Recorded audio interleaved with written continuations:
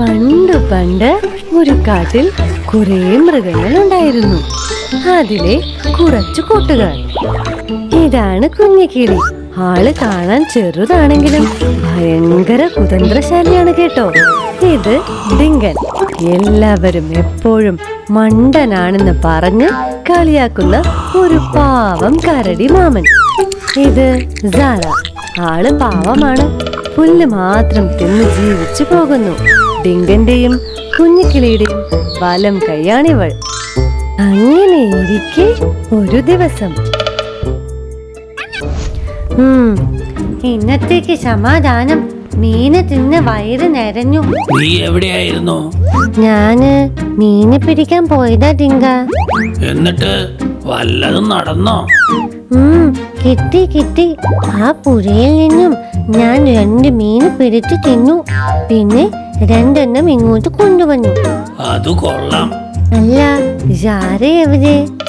ഇവിടെ മൊത്തം ഈ മീനിന്റെ മണം കാരണം അവൾ ഇവിടുന്ന് പോയി. അയ്യോ.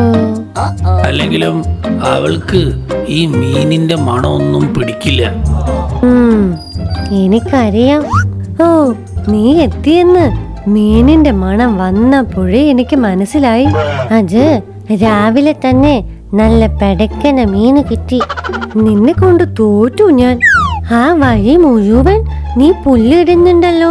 കഴിഞ്ഞ ദിവസം ഞാനാണ് വൃത്തിയാക്കിയത്. ഞാൻ പരാതി ഒന്നും പറഞ്ഞില്ലല്ലോ. അതിന് പുല്ലിന് മീനിനെ പോലെയുള്ള നാറ്റമൊന്നുമില്ലല്ലോ. അതൊന്നും പറഞ്ഞാ പറ്റില്ല സാര. ഞാനാണ് കുറേ നേരം അവരെ വൃത്തിയാക്കിയത്. ഈശ്വര, രണ്ടാളും തുടങ്ങിയല്ലോ. ഡിങ്ക, ഞാൻ പോന്നു. എനിക്ക് വയ്യ ഇവിടെ താമസിക്കാൻ. ഞാൻ ആ പുഴക്കരയിൽ താമസിച്ചോളാം. എന്നാ പിന്നെ ഞാനും പോവാണ്. ആ പുൽമേടിന്റെ അടുത്തെങ്ങാനും താമസിച്ചോളാം. ഞാൻ ആർക്കും ബുദ്ധിമുട്ടാകുന്നില്ല.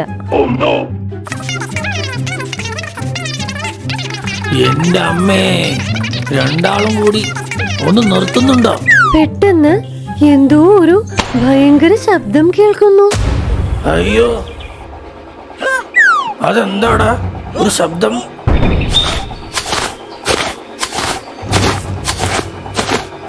അയ്യോ, അതൊരു വേട്ടക്കാരനല്ലേ. മൃഗങ്ങളെ വേട്ടയാടുന്നു. വേഗം വായോ കുഞ്ഞിക്കിളി, നമുക്ക് പോയി ഒളിക്കാം. അല്ല, ഒരാൾക്ക് പുഴയരികിലും ഒരാൾക്ക് പുൽമേടും പോകണ്ടേ? ഓ, തമാശ പറയാൻ പറ്റിയ സമയം. ഒന്ന് വായോ, വേഗം പോകാം. ശരി, വേഗം വാ ശാര, പോകാം. അങ്ങനെ വഴിക്ക് വാ രണ്ടാളും. ഇപ്പൊ മനസ്സിലായോ? വഴക്ക് കൂടുന്നത് എളുപ്പമാണ്. പക്ഷേ ഒരു പ്രശ്നം വരുമ്പോ വേണ്ടപ്പെട്ടവര് തന്നെ വേണം.